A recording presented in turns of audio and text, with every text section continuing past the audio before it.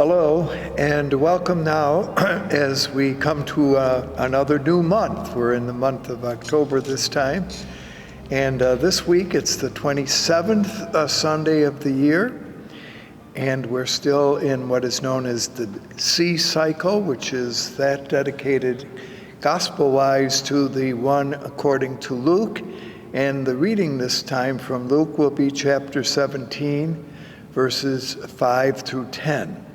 The opening reading will come from the prophet Habakkuk, verse 1, chapter 1, verse 2 and 3, and then chapter 2, verses 2 and through 4. And finally, the second letter attributed to Paul to Timothy is chapter 1, verses 6 through 8, and verses 13 through 14. So as we notice, we do a little bit of editing here to kind of make our presentation each week. Now, what is missing? We're looking at chapter 17 of Luke's Gospel. What is missing before we begin what we hear today, which begins at chapter 5, are verses 1 through 4. And just again, to keep the sequence from where we have been to where we are going, in this little section in verse 1 are sayings that are not necessarily unique to Luke. So, for example, verse 1 says that scandal will occur. And the point being made in the opening verse is that it is impossible not to happen. Now, this idea of scandal is found in Mark's Gospel, chapter 9, verse 42, and in Matthew's Gospel, chapter 18, verses 6 through 7. And what they say is that those who give scandal, particularly to young people, should have a millstone tied around their neck and thrown into the sea. As you know, the millstone was something which was used for grinding, which was pretty heavy. And if it were around your neck, and you can see the metaphor is pretty expressed here, would be really sink you. You would not really get up. If someone, and these are the verses that are left out here, sins, a brother sins against you, you should rebuke him, but if he repents, you should forgive him. Now, here's where we might make a little bit of discussion today. And if in one day he continues to hurt you, you should forgive him if he asks for it 7 times. So forgiveness seems to be the theme that is illustrated here. No matter how often you are asked because you have done something harmful against another for forgiveness, you should give it. One might kind of question this. Now, I know it's we got to be careful here. Certainly forgiveness and the idea that forgiveness should go without number, should be given always when it is asked for, is certainly an important thought in the tradition of the gospel and attributed to Jesus. But sadly, when we think about it, and there have been some modern interpreters, particularly from the what we would call feminist point of view, who look at this and say, wait a minute, when a person, particularly a male, explodes in a violent anger, and usually after that anger has come against the person, usually a woman who becomes here the victim, then becomes quite remorseful, not generally repentant, and then gives forgiveness, begs forgiveness, professes his love, promises that it will never happen again, but does nothing to break the cycle of violence, they're sure to repeat it. So we have a number of occasions in which the studies are going on in which this happens, even in marriages and in relationships between men and women, where the victim wants to believe the person who, in this case a woman, strikes her or hurts her, offers forgiveness for the umpteenth time, and hopes that this time it will be different. And if she has to bear the cross of being hurt or victimized, well, it should be considered like Jesus bearing his cross. And unfortunately, that attitude, only when we think about it, feeds the cycle of violence and victimization. And if it does not become attended to, can even cost the very life of the person. So forgiveness and reconciliation, when we think about it, and all of this is found in that verse that we're not looking at this time, but which would be verse 4. How many times should I forgive? 7 times. And you know, Jesus says, well, no, 77 times. And that's not simply found, as I mentioned, in Luke, but also in the other 2 synoptics. Nevertheless, maybe we need to stop to look at that with a little bit of, is forgiveness helpful here? Or is it encouraging and just allowing this kind of violence to continue? As I suggested, forgiveness and reconciliation can be a long and complicated process. And the victim, when we think about it, may not be so ready to forgive. You know, it's easy to say, oh, well, he's sorry for it, forgive him. But maybe that is not the solution to a problem here, which is going to be ongoing, just because the words or the idea of forgiveness are given. So I pause here as we look at these verses. Again, a collection of verses that are presented here by Luke. Now, the whole chapter 17 is a collection of isolated sayings, as we noticed, sometimes unrelated to one another, except that each addresses an aspect of what it means to be a disciple, the idea of discipleship.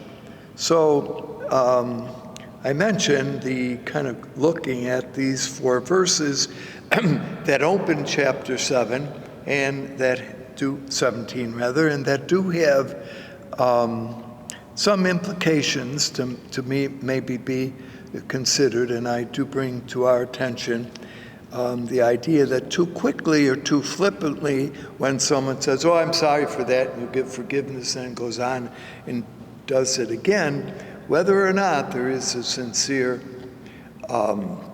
sorrow. And you could say, well, even if it isn't, maybe we should learn to be forgiving.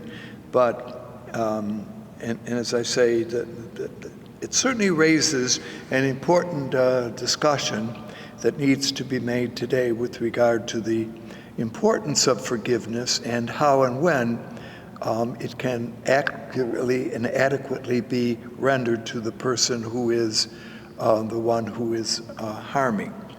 Now, the section that we look at this time begins with the disciples saying to Jesus, increase our faith. Now, first of all, keep in mind here that what we are not talking about a quantity, but rather a quality. Because you could think increasing faith is like pouring more water into a bottle or more liquid, increasing it, making it larger or fuller. No, that's not what we're talking about here. In fact, some translate the word faith here as loyalty, or as Jesus is the center, the founder. And this is important. Now, what Jesus did, and we have noticed this certainly on another occasion, we sometimes say, oh, well, Jesus founded a new religion. Well, maybe not. Maybe within the tradition of Judaism, he did found a faction that was devoted to the renewal of Israel. In other words, Jesus wasn't developing what we later call a community of Christians, but rather was developing a movement within Judaism itself that would bring about a revival, bring about a new time and a new era. So Jesus here would be in being a faction founder. Now, that word faction maybe we're not used to, but after all, wasn't that what Jesus and his disciples were? A small group within Judaism who were what? Interested in reviving and renewing and re-strengthening the tradition of belief in God that Israel had inherited throughout the centuries. So, if the disciples are loyal to God, they will be loyal to Jesus, and that perhaps is something to keep in mind here. That faith, therefore, is what I'm saying is loyalty. Now, could their loyalty be strengthened? Yes. Do they need increased faith? Okay, now the issue there is the word increase, because I think we think of it in quantitative terms, and as I mentioned, maybe we now need to think of it more in qualitative terms. Okay, the apostles, now here's the issue. Do they have faith, or do they need, in other words, they don't have it at all and now they're going to have it, or do they already have faith but they ask that it be strengthened? And I would suggest it's the latter, that they already have loyalty to Jesus, but they're looking for ways, or the writer in Luke is hoping to give us insights into how that faith can be, or that loyalty could be strengthened or deepened. And particularly keep in mind that as this section of the gospel appears in Luke, they are on the way to Jerusalem, where certainly, as we know, Jesus' arrest and death is going to take place, and it will require that they have a certain real loyalty to Jesus, which historically is not going to be as strong as they might have hoped or thought at the time before they were really put to the test. Now, there's a little simile here. Some would call these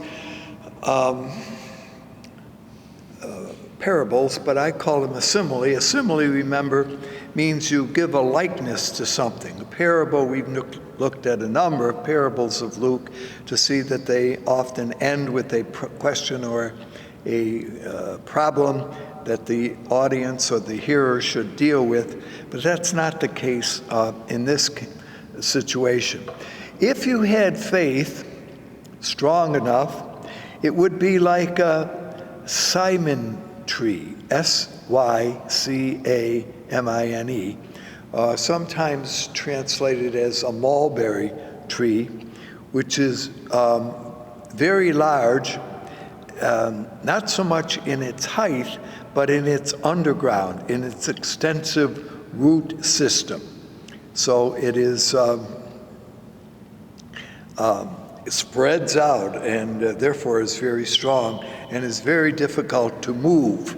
And hence, the illustration here is, if you had devotion strong like that, you could lift that tree and plunge it into the sea. Now, keep in mind that the hyperbole really underscores the seeming impossibility of a project like that, to lift up a tree with such extensive roots underneath and now to plant it into the ocean or into the sea. So it's got your attention, right?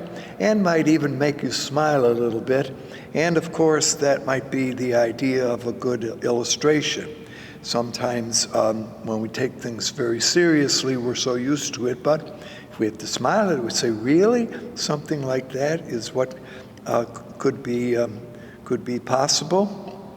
So you think about it. A tree lifted up by its roots, extending well, I want to say miles, but at least a long period of time, and now replanted into the sea.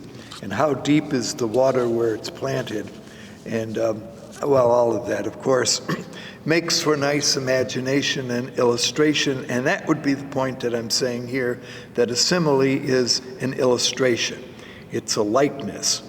Now, the other part, and here's where the idea of parable comes in, is that Jesus says, and this is part of what we will hear, I'll just abbreviate it quickly here, that a servant comes in from doing his job, and when he comes home at night,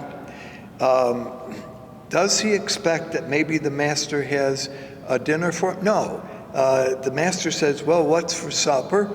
And so the servant now, who was working out in the field all day, now comes in, has to make the meal, and it serves the master his food, his meal, before he eats himself. Do you think that the master would say to the servant, oh, here, why don't you sit down, I'll make dinner for you tonight? And that would be certainly the reversal thought that runs throughout Luke, but that's not what's going to happen. Because in the tradition, now we have noticed on a number of occasions the whole idea of slavery is an unquestioned institution, and both men and women could possess slaves, by the way. It wasn't just men, okay? Or a family of modest means could have a slave. And the reasons for being a slave, there's no question that objects to the institution as much as today we might wish they had, but rather it was an understanding, as we mentioned, I think one or two talks ago, of ways in which a debt, if it were incurred, could be paid back. But as we say, even families that weren't so well off could have a slave. And it might well be that the slave mentioned in the illustration that we have here was a female, because after all, those of you who are working women will say, we get that, we work all day, and then we have to come home and make supper for him and for the family. So could that be what this particular slave, or servant if you want, it's a little kinder to say servant, but who that person was? So I leave that to your imagination. We generally, because we're so male-oriented, think that it was a male. It's interesting here, whoever the servant is, that person is responsible both in the field and in the kitchen. And so that's the way it was in a world of masters and slaves, patrons and clients. Now, would the slave working in the field really expect to sit down immediately to be fed, or would slaves first serve the masters and only afterwards eat? So you see, and I mentioned that, and that's the process here. And so the illustration thrown out by Jesus is, well, how do you think it should work? How would it work? Good servants, of course, do what they are told. A master, by the way, never has to thank a servant for doing what is expected. And we, therefore, perhaps is part of the message that Luke is giving, we are servants and we deserve no credit for what we do. If our loyalty to Jesus is such that we honor him and do what he wishes, we should not expect to be rewarded. In other words, it's not doing things in order to earn up credits so that at the end you can kind of tally it up and say, I got so many credits, so now, no, that's not the way it works. That's not the way it should work. That's not the way faith works. Loyalty to Jesus, if that as disciples we are loyal to God, God will move the mountains, the mulberry tree and all of that, that we have looked at. So there's really not a whole lot more that goes on in the little section that we're asked to look at this time.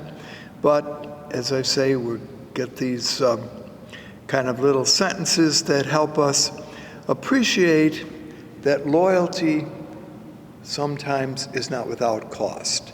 In order to stay loyal to the Lord, we need to be willing to extend, and that's why I go back to the point that we began with here, be willing to be forgiving.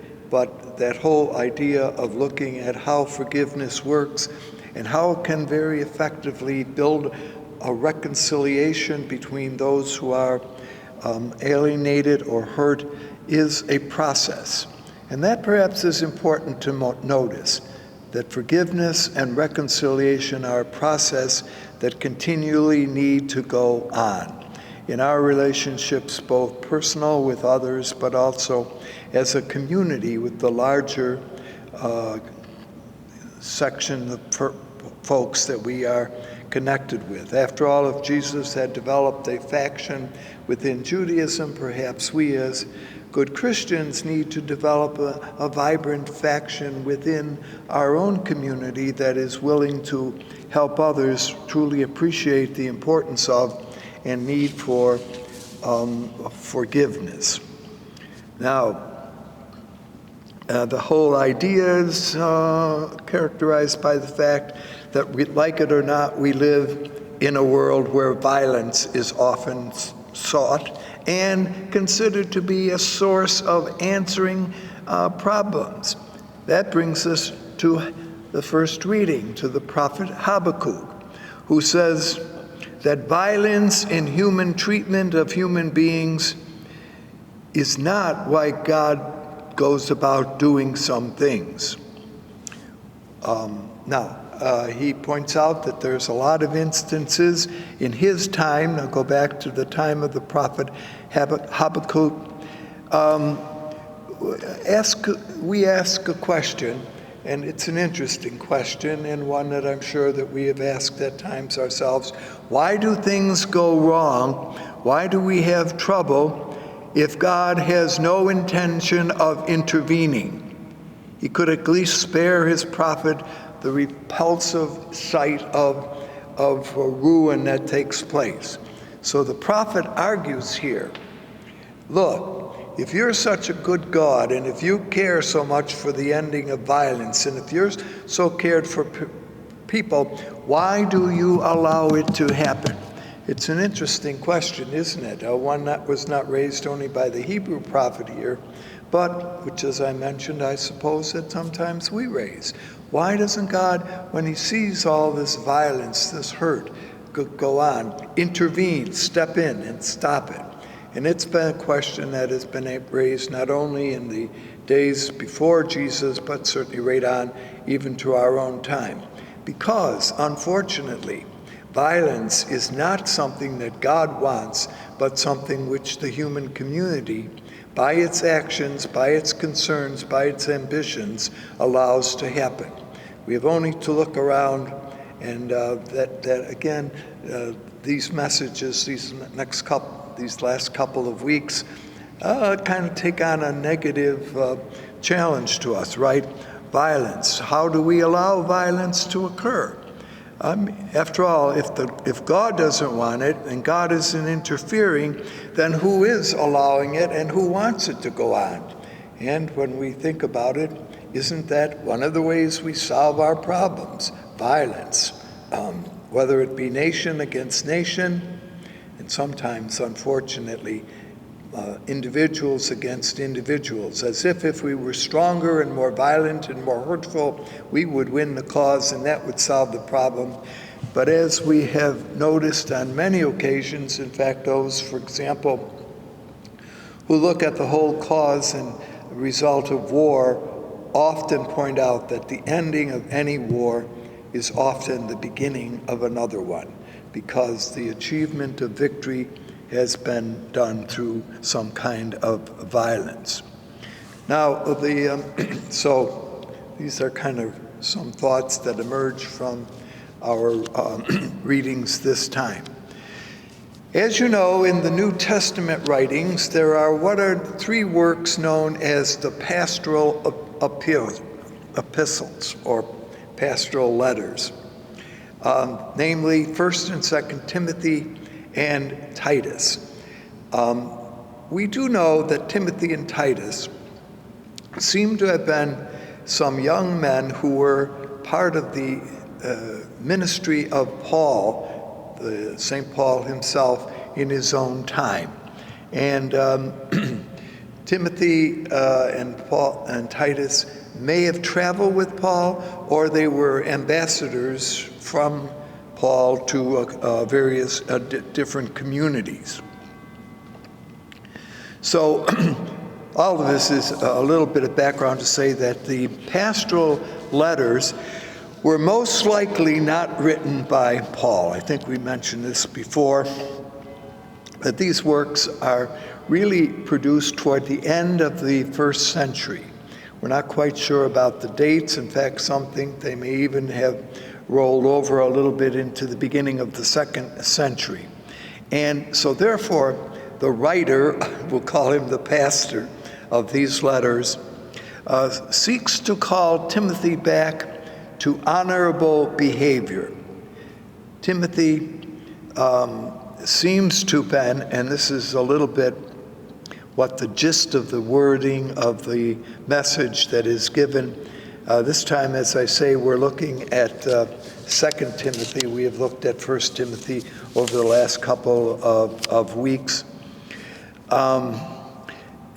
Timidly has kind of cooled down to things. Maybe that's what I mean by timidity here. And he has feelings of shame, which therefore he says, if you think that way, these are devastating, okay? So he says to Timothy, the writer does, the pastor, follow my example of steadfastness and fidelity to the gospel, even if it is to bring suffering in its wake. See to it that your message is sound and healthy, that is life-giving and life-enriching. So the author of not only this 2nd letter to Timothy, but the 1st letter of Timothy, whom we believe is probably the same writer of all three of these works, although there are interpreters who kind of study this stuff who might question this a little bit, mainly are encouraging Timothy and Titus and whoever their community represents to keep the faith, to keep loyal to Jesus, but also not to too much challenge authority. Interesting, maybe contrary to what the original message of Jesus might have been back in the days narrated by Luke. Here, look, keep the faith, live the faith, show your loyalty to Jesus, but in such a way that the community stays strong, that is the community that you represent, but don't too much challenge those in authority. In other words, the writer needs to encourage his believing community that relationships with those in power need to take place. Now, these are not long letters, and we do not know a whole lot about Timothy and Titus, although there is a tradition that both of them later on, perhaps even by the time that these letters were being written, were what we would call bishops, not bishops in the sense today, but leaders of various Christian communities. So in that sense, these letters, why they're called pastoral, are addressed to leaders of Christian communities somewhere, probably some say the island of Cyprus, and in the area, not so much in Greece itself, but in Asia Minor, although all of that is for discussion. Well, those are our thoughts for this day. Certainly the whole idea of Forgiveness in the face of violence continues to be a challenge to bring forgiveness, but a challenge also to enable, however we can, the use of violence to cease or to be diminished. I don't think it'll ever go away, but perhaps if we continue to work to cease it or decrease it, good things will happen. Thank you to be with us. Hope to see you soon.